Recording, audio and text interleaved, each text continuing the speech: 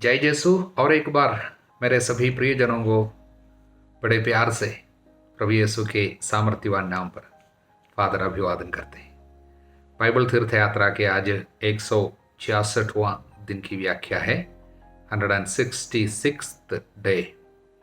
मनन करेंगे राजाओं के दूसरे ग्रंथ के 18-19 अध्यायों पर, साथ साथ स्तोत्र संग 124 और गलातियों के नाम अध्याय 4। हालेलुया। राजाओं के दूसरे ग्रंथ के 18-19 अध्यायों पर हमें राजा हिजकिय्याह के विषय में पढ़ने को मिलता है। बहुत ही धर्मी एक राजा। काफी समय के बाद हमको एक बहुत धर्मी राजा की बातें पढ़ने को मिलता है। यूदा का राजा है, वास्तव में यूदा का 13वां राजा है। आहाज के बाद आहाज का बेटा है। आहाज विधर्मी था, पापमय जीवन बिताया, यह सब हमने पहले पढ़ा है। हालेलुया। तो 25 साल की उम्र में राजा बना। 29 वर्ष तक उन्होंने शासन किया। हालेलुया। हिजकिय्याह नाम का अर्थ है प्रभु ही मेरी शक्ति है, मेरा सामर्थ्य है। भले ही इन्होंने धार्मिक जीवन बिताया, अच्छा कार्य किया प्रभु की दृष्टि में, इसका मतलब ये नहीं कि उसका जीवन एकदम आसान था। उल्टे में बहुत कठिन था। उनके समय में उनको असूर के राजा की तरफ से बहुत तकलीफ हुई। यूदा के ऊपर आक्रमण हुआ। सनखरीब या सनहरीब असूर का राजा का नाम है। किंतु प्रभु पर भरोसा रखते हुए सब कुछ का सामना किया। इसलिए ये हिजकिय्याह के जीवन से प्रभु हमको कुछ शिक्षा जरूर देना चाहते हैं। ये सारी बातें सब इसलिए लिखी गई है, इससे हम शिक्षा पाए। इसलिए हिजकिय्याह के बारे में हम लोग ये राजाओं के दूसरे ग्रंथ के 18-19-20 अध्यायों में पढ़ते हैं। इसायास नबी के ग्रंथ में, क्योंकि इसाया नबी इसके समय में जीवित रहा, और इसाया के ग्रंथ के 36 से 39 तक के अध्यायों में हम पढ़ते हैं। और इतिहास ग्रंथ, दूसरे इतिहास ग्रंथ के अध्याय 29 से 32 तक के अध्यायों में भी हिजकिय्याह के बारे में हमको पढ़ने को मिलता है। तो आइए हिजकिय्याह के जीवन से प्रभु हमको जो शिक्षा, जो संदेश देना चाहते हैं, उन्हें हम जरा देखने की कोशिश करें। मुख्य रूप से मुझे लगता है, मैंने जब ये 2 अध्याय पढ़ा, मुझे 12 संदेश आपको बताने के लिए मिला। 12 संदेश, 12 शिक्षाएं।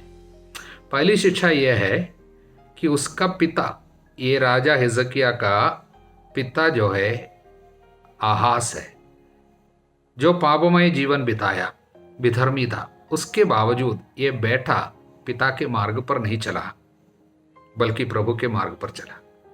उसके लिए एक महत्वपूर्ण कारण उसकी माँ है। माँ का नाम है अबी या अबीजा। अबी भी बोल सकते हैं, अबीजा भी बोल सकते हैं। वो एक धर्मी स्त्री थी। उसका पिता का नाम है, ये माँ के पिताजी का नाम जकरियास। उसके विषय में दूसरे इतिहास ग्रंथ के अध्याय 26 में, दूसरे इतिहास ग्रंथ के 26वां अध्याय 5वां वचन में ये जकरिया के विषय में लिखा है। इससे संदेश क्या मिलता है? भले ही पति अधर्म में जीवन बिता रहे हो, प्रभु के मार्ग पर नहीं चलता हो, पत्नी प्रभु पर अगर दृढ़ बने रहेगी तो संतान प्रभु के मार्ग पर आ जाएंगे। इसलिए उन पत्नियों के लिए प्रभु का संदेश है, जीवन साथी के नशा, अधर्म और पापमय जीवन से डरना नहीं। आपके द्वारा पति, संतान सब आशीष पाएंगे। दूसरा संदेश, ये हिजकिय्याह ने हमेशा प्रभु पर श्रद्धा रखा, भरोसा रखा, विशेषकर जीवन के कठिन दौर पर जुड़ा रहा, संयुक्त रहा। ऐसा लिखा है 5 से लेकर वचन। हिजकिय्याह को प्रभु इज़राइल के ईश्वर पर भरोसा था यूदा के सारे राजाओं में कोई दूसरा उसके जैसा नहीं हुआ, ना कभी पहले ना कभी बाद में। हालेलुया। दाऊद के बाद हिजकिय्याह सबसे अच्छा माना जाता है। वह प्रभु से संयुक्त रहा। संयुक्त रहा, कितना सुंदर शब्द लिखा है, प्रभु से संयुक्त रहा। वह मूसा की दी हुई प्रभु की आज्ञाओं का पालन करता था। प्रभु उसके साथ रहा। वह अपने सब कामों में सफल हुआ। हालेलुया। सब कामों में सफल हुआ। इसलिए उसके द्वारा मंदिर का शुद्धिकरण और मूर्ति पूजा का अंत, ये सब हम देखते हैं। और तीसरी बात, तीसरा संदेश, जब एक समस्या आई, विशेषकर असूर के राजा के सेवकों के द्वारा, विशेषकर उनके मुख्य प्रधान रसद प्रबंधक के द्वारा बहुत निंदाजनक शब्द, हिंसात्मक शब्द और धमकी देने वाली बातें जब सुनाया गया, राजा ने क्या किया? प्रभु के खिलाफ भी और इज़राइल के और यूदा के राजा के खिलाफ भी और लोगों के खिलाफ, पूरे यूदा के खिलाफ और प्रभु के खिलाफ इतने निंदाजनक शब्द असुर के राजा के सेवक लोगों ने कहे, चिल्ला चिल्ला कर आकर कहे, अनेक लोग भी सुने। तब राजा को जब ये बातें पता चला, सबसे पहले वो क्या करता है? 19वां अध्याय पहला वचन, वो अपने वस्त्र फाड़ डाले, टाट ओढ़े, विनम्र किया अपने को और पश्चाताप किया और उपवास किया और सीधा प्रभु के मंदिर गया। परेशानी का कैसे सामना करना है देखिए, इनसे सीखिए, ये राजा से, इतने साल पहले की बात। सीधा प्रभु के मंदिर गया, अपने को विनम्र बनाए। बहुत सुंदर शिक्षा। चौथी बात यह है, उसने अपने सेवकों को प्रभु के एक नबी के पास, नबी यशायाह के पास भेज दिया। वो स्वयं प्रार्थना कर रहे हैं और नबी का भी आदर कर रहे हैं, क्योंकि उनको पता है शायद प्रभु नबी के द्वारा बोले। नबी के पास आदमी को भेजा और कहा, हमारे लिए प्रार्थना कीजिए, उन लोगों के लिए प्रार्थना कीजिए जो शेष रह गए हैं, यानी इस यूदा में कितने भी लोग रह गए हैं। और उसके पहले यूदा के कुछ जगहों को उन्होंने पराजित किया था। अब यरूशलेम के बाहर तक शत्रु आकर खड़े हैं। यूदा के कई नगरों को उन्होंने विनाश किया। इसके पहले वो सब ये असुर के राजा के द्वारा हुई है। वचन 13 में, 18वां अध्याय के 13वां वचन में सब लिखा है। इसलिए बाकी जितने लोग रह गए उनके लिए आप प्रार्थना कीजिए। नबी का आदर, प्रभु भक्तों का आदर करना एक बड़ी बात है। हालेलुया। और 5वां संदेश यही है कि जब शत्रु कुछ डराने वाली शब्द बोले, तब प्रभु हिम्मत बंधाते हुए, ढारस बंधाते हुए शब्द इस राजा को देता है। किसके द्वारा? नबी यशायाह के द्वारा। हालेलुया। इसलिए नबी यशायाह के द्वारा प्रभु ने क्या कहा? प्रभु ने कहा, तुम उन बातों से नहीं डरो जिन्हें तुमने सुना है और जिनके द्वारा असुर के राजा के सेवकों ने मेरी निंदा की। नहीं डरो।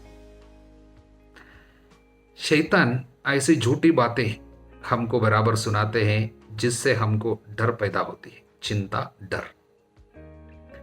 लेकिन प्रभु ऐसा शब्द देते हैं जिसके द्वारा चिंता दूर होती है, डर दूर होता है, शांति आ जाती है, हम हिम्मत से भर जाते हैं, ढारस हमको बंधाते हैं प्रभु। इसलिए शत्रु शैतान के सारे शब्दों को निकाल के वहां पर प्रभु का शब्द रखना आध्यात्मिकता का महत्वपूर्ण कार्य। इसलिए हमें प्रभु से सुनना है। ये राजा प्रभु से सुनने की भरपूर कोशिश किया मंदिर में, और सेवकों को भेजते हुए नबी के पास सब प्रभु से सुनने की इच्छा है। इसलिए डराने वाले शब्द को हटा के प्रभु हिम्मत बंधाने वाला शब्द दे दिया। प्रभु ने कहा डरो नहीं, मैं साथ हूं। यही है 5वां संदेश। हालेलुया। अब हम राजा हिजकिय्याह के जीवन से प्राप्त होने वाली अगली शिक्षा, 6वीं शिक्षा सुनेंगे। वो इस प्रकार है, जब हिजकिय्याह के जीवन में और एक बड़ी समस्या आई। पहले शत्रु राजा ने सेवकों के मुख से मौखिक रूप से निंदा सूचक शब्द सुनाए थे, चेतावनी दिए थे। अब क्या है, राजा सन्हेरीब स्वयं एक पत्र लिखते हैं अपने सेवकों के द्वारा इस राजा के पास, राजा हिजकिय्याह के पास पहुंचा दी। उसमें तुरंत यूदा के ऊपर होने वाले आक्रमण के बारे में लिखा है और यूदा की निंदा की है। राजा हिजकिय्याह की निंदा किया, उपहास किया और बताते हैं तुमको कौन बचा सकता है, तुम्हारा ईश्वर क्या कर सकता है, इस तरह निंदा है। जब पत्र उनके हाथ में मिला तो शत्रु और एक कदम आगे कार्य किया है।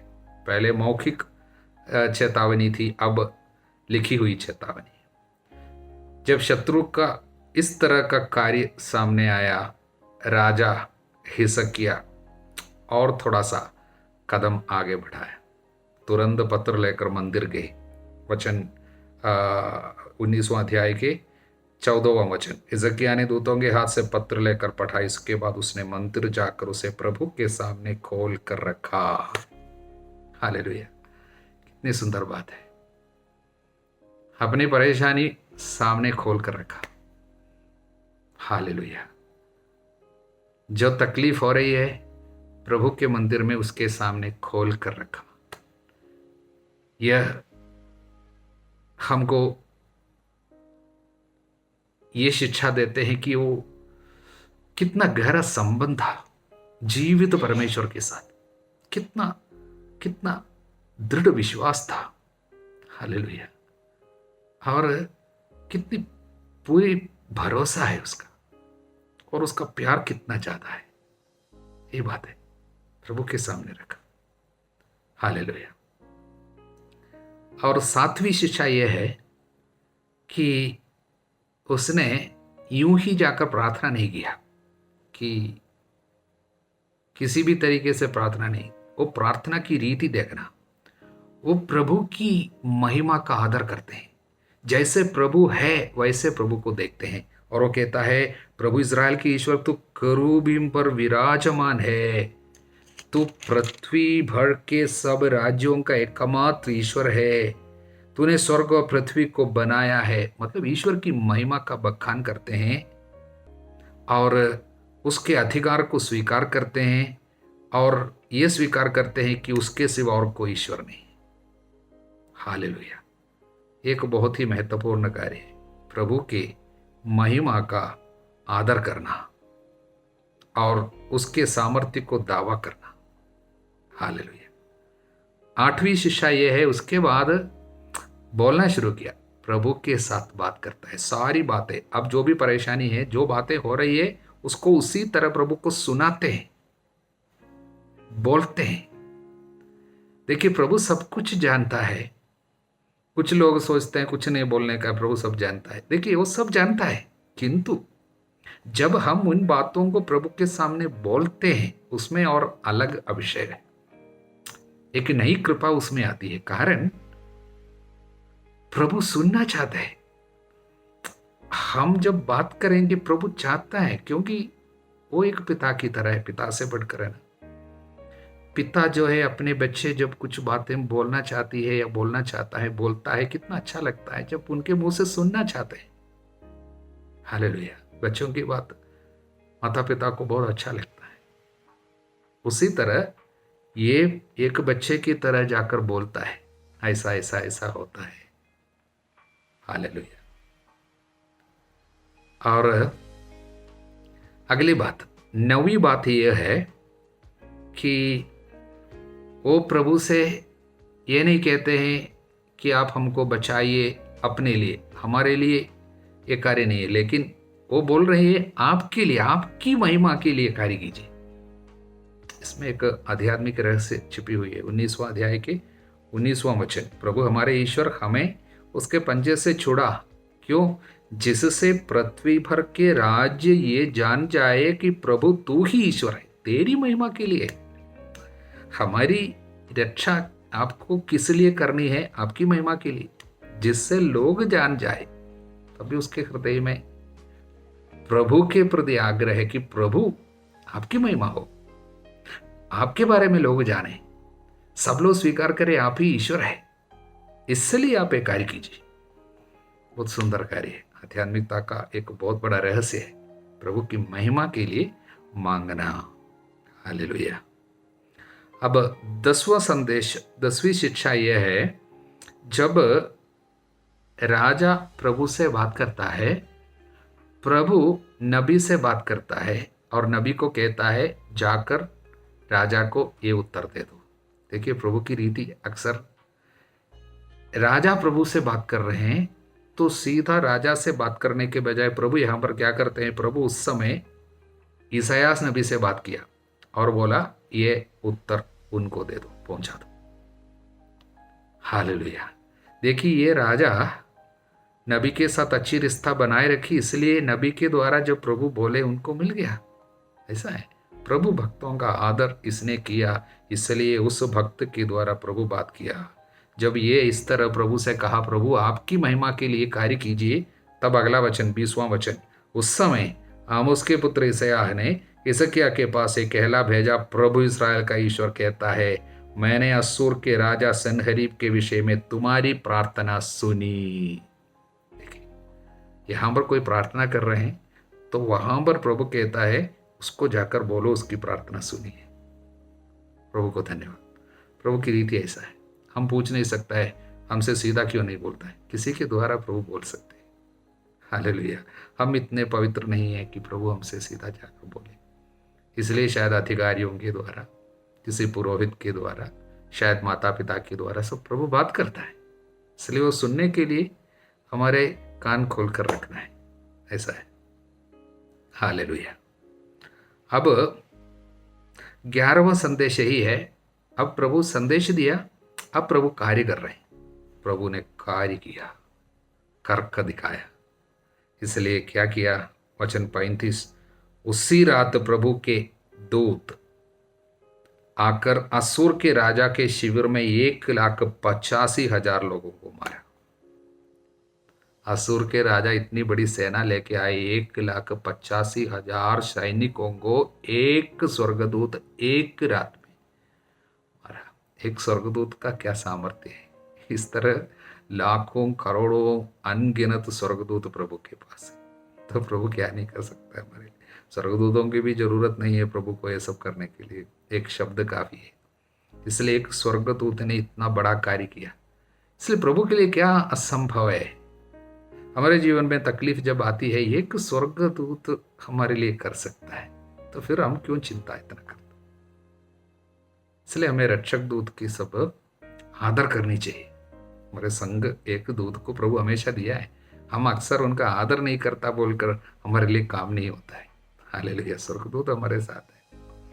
अब अंतिम शिक्षा, 12वीं शिक्षा यही है कि ये जो आदमी सनहरीब बड़ा आदमी है, बहुत बड़ा राजा है।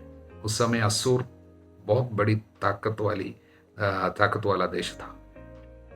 तो वो राजा इतना घमंडी, इतना दम्भी और इतना हठी आदमी, जिन्होंने प्रभु के खिलाफ इतने सारे निंदाजनक शब्द बोले और उसको अपने अपने सामर्थ्य पर, अपने महिमा पर, अपने धन संपत्ति पर, अपना राजत्व पर सब इतना दंभ है, इतना घमंड है, इसलिए किसी से नहीं डरता। ये हम पर यूदा के राजा को डराए और इज़राइल के ईश्वर की निंदा की।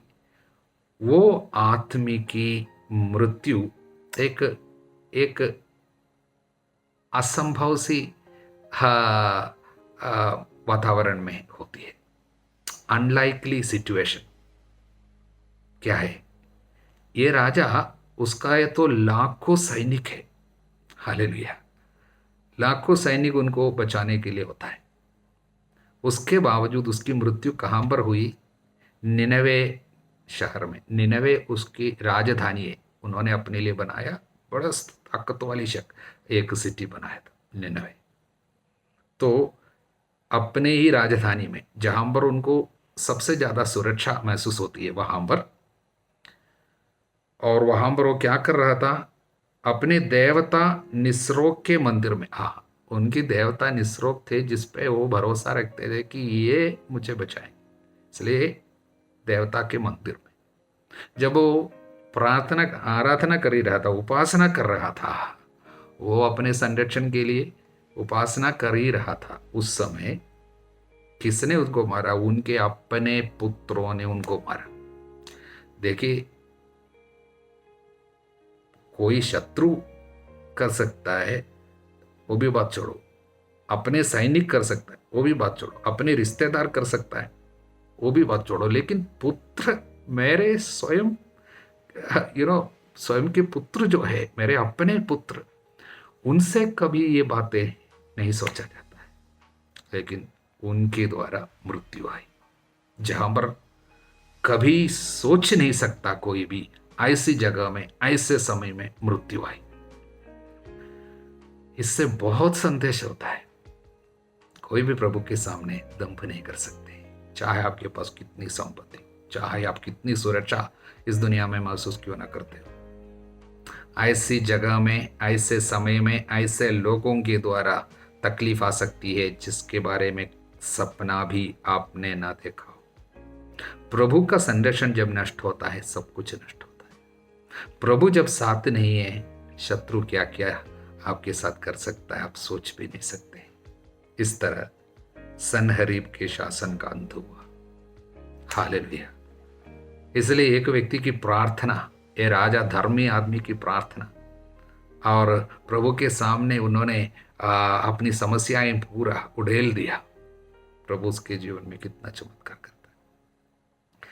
इसलिए राजा हिजकिय्याह बहुत सुंदर 12 संदेश हमको सिखाए हैं। प्रभु को हम धन्यवाद देते हैं इस राजा के लिए, और इनसे प्राप्त शिक्षा हम भी अपने जीवन में उतार सके। प्रभु को धन्यवाद। स्तोत्र संख्या 124। मुख्य रूप से 3 बातें हमें यहाँ पर सीखने को मिलती है।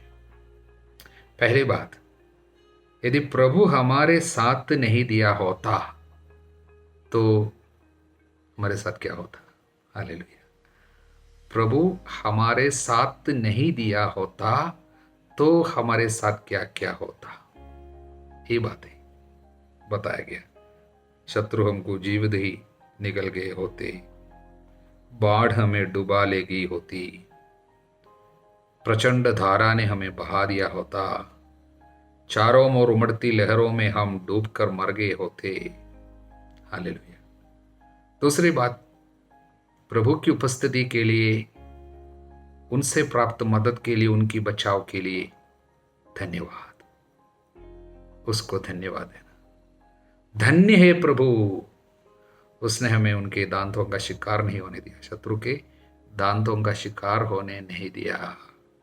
इसलिए प्रभु को धन्य कहते हैं। हृदय में कृतज्ञता, उस कृतज्ञता को प्रकट करना। प्रभु साथ देता है, सहायता करता है, इसलिए हम आज भी जीवित हैं। और तीसरी बात अंत में वो ये है, एक घोषणा, अपनी भरोसा प्रकट करते हैं कि आने वाले दिनों में भी मुझे भरोसा है, प्रभु का नाम ही हमारा सहारा है, उसने स्वर्ग और पृथ्वी को बनाया है। प्रभु का नाम हमारा सहारा है, ये घोषणा है। प्रभु का नाम काफी है, जिसने स्वर्ग और पृथ्वी को बनाया, हमारा सहारा है। आने वाले दिनों में भी वो हमारे साथ रहेगा। उसका नाम लेते हुए हम जीवन के इस सफर में जीतेंगे, जीत हासिल करेंगे, सफलता हासिल करेंगे। ये हिम्मत के साथ एक घोषणा है। इसलिए 3 कार्य इस स्तोत्र में, 124वां स्तोत्र में, इस्राएल के रक्षक को धन्यवाद, प्रभु को धन्यवाद। हालेलुया। अब हम गलातियों के नाम संत पौलुस के पत्र के अध्याय 4 में, पिछले 3 अध्यायों में हम देखते आ रहे हैं किस तरह संत पौलुस गलातियों के भ्रम को दूर करने की कोशिश कर रहे हैं कि वे धीरे से संहिता, मूसा के संहिता के पालन करने से केवल हम प्रभु को प्रसन्न कर सकते हैं। प्रभु के सामने स्वीकार्य होने के लिए चाहिए कि हम संहिता के सारे कर्म कांड पर भरोसा रखें। इस तरह जो भ्रम गलातियों के हृदय में आए हैं उसको दूर करने के लिए धीरे धीरे संत पौलुस कोशिश करते आ रहे हैं। इस अध्याय में भी वो कोशिश जारी है। इस अध्याय में मुख्य रूप से 3 बातें वो बताते हैं, अपने बात को, जो कार्य वो सिखा रहे हैं कि ईसा मसीहा में विश्वास के द्वारा ही, यीशु के दुख भोग की योग्यता के द्वारा ही हम प्रभु के सामने, ईश्वर के सामने स्वीकार्य हो जाते हैं, हमारे पाप क्षमा मिल जाते हैं। इस बात का समर्थन करने के लिए 3 कार्य वो बताते हैं। पहला एक उदाहरण वो देते हैं एक बच्चे के बारे में। देखिए, एक बच्चा, उसके पिता के पास जो कुछ भी है वो सब ये बेटे का है। हालेलुया। मान लीजिए वो पिता का एक ही बेटा है, पिता के पास काफी संपत्ति है, वो सब कुछ किसके नाम पे जाएंगे?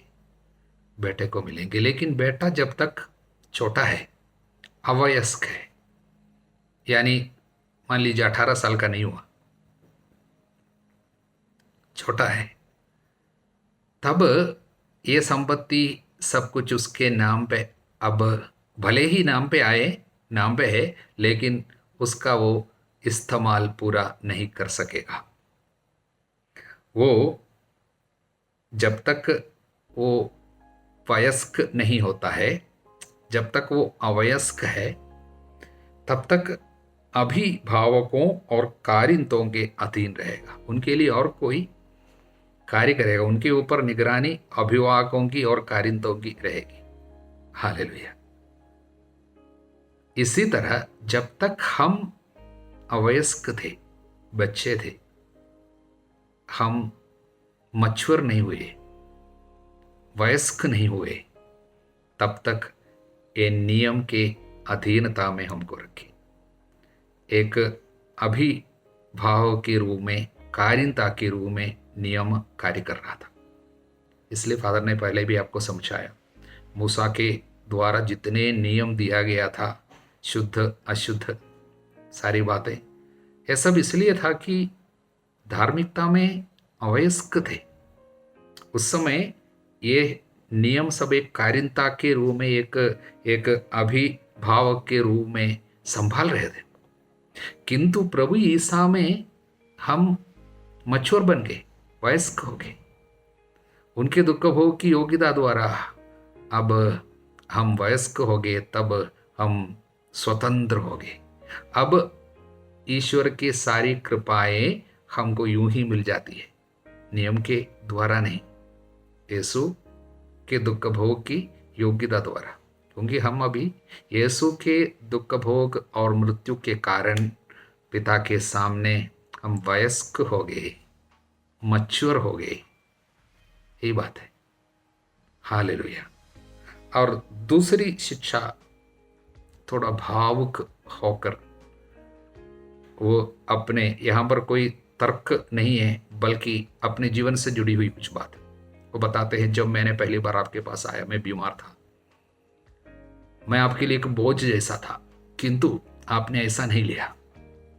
इतना मेरा स्वागत किया मानो एक स्वर्गदूत के समान, और स्वयं प्रभु ईसा मसीहा हूँ मैं, इस तरह आपने स्वीकार किया।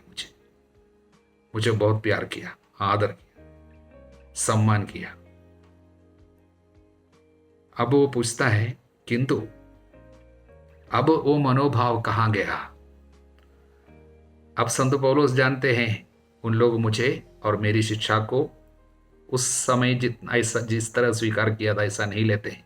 कारण झूठे शिक्षा देने वाले लोग वहां पर पहुंच गए उनके कारण। इसलिए संत पौलुस कहते हैं, जो लोग आपकी कृपा प्राप्त करने में लगे हुए हैं, 17वां वचन में, वे अच्छे उद्देश्य से ऐसा नहीं कर रहे हैं। वे आपको मसीह से अलग करना चाहते हैं, जिससे आप उनके अनुयायी बने। आप उनके अनुयायी बने जिससे मसीह से अलग हो जाए। इसलिए जो लोग झूठी शिक्षा उनको देते हैं, उनके बारे में सावधान कर रहे हैं, और वो अपना हृदय बड़ी भावुक होकर प्रकट करते हैं। वचन 19, मेरे प्रिय बच्चों, जब तक तुम में मसीह का स्वरूप नहीं बन पाया है, तब तक मैं तुम्हारे लिए फिर प्रसव पीड़ा सहता हूं। हालेलुया। अपने दिल के दुख को, आग्रह को, कि गलाती सभी प्रकार से ईसा मसीहा के स्वरूप स्वीकार करे, इसलिए उसके हृदय में इतना दर्द होता है, मानो प्रसव पीड़ा सह रहा। वो अपनी बातें प्रकट कर रहे। हालेलुया। और इस अध्याय में तीसरी बात जो है, वो एक ऐसे उदाहरण देते हैं इब्राहिम की। इब्राहिम दो लोगों से उनको बच्चा हुआ। पहले अपनी दासी हागार से बैठा हुआ इस्माइल, और उसके बाद अब प्रतिज्ञा के अनुसार बचा हुआ इसहाक सारा से। तो संत पौलुस कहते हैं यहां पर दो है, दो स्त्रियां हैं, वो दो विधान है। एक स्त्री जो दासी थी, उससे भी पुत्र मिला, और दूसरी जो स्वतंत्र, वो है सारा। उनसे पुत्र कैसे मिला? वचन के कारण, प्रतिज्ञा के कारण।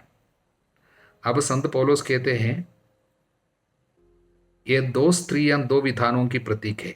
एक अर्थात सीनाई पर्वत का विधान दासता के लिए संतति उत्पन्न करता है, यानी सीनाई पर्वत में मूसा के द्वारा जो नियम सारे दिया गया था, उसका प्रतीक है पहली स्त्री हागार, क्योंकि वहां पर नियम हमको गुलाम बना देते हैं, श्राप के अंतर्गत लेके आते हैं। पिछले दिन हमने देखा, जो भी इनमें लिखी हुई हर एक बात का पालन नहीं करता है, उसके ऊपर श्राप है।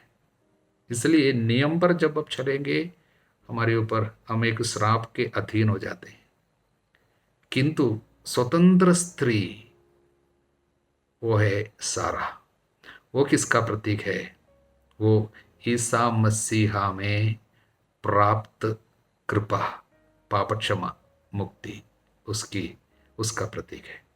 इसलिए भाइयों, हम दासी की नहीं बल्कि स्वतंत्र पत्नी की संतति है। इसलिए आपको पुरानी दास्ता में कि आपको सुअर का मीट नहीं खाना है, और वो अशुद्ध होने से आपको बाहर रहना है, और क्या है, अनेक प्रकार के नियम जो हमने पुराने विधान में देखे हैं, वो सारे नियमों से अपने को बांधना नहीं, दास्ता में नहीं जाना, बल्कि आज़ादी। ये आज़ादी किंतु कुछ भी करने की आज़ादी नहीं है, प्रभु की इच्छा के अनुसार जीने की आज़ादी। हालेलुया। सबों को प्यार करने की, सबको क्षमा देने की आज़ादी, किसी चीजों में बंधे न रहने की आज़ादी। हालेलुया।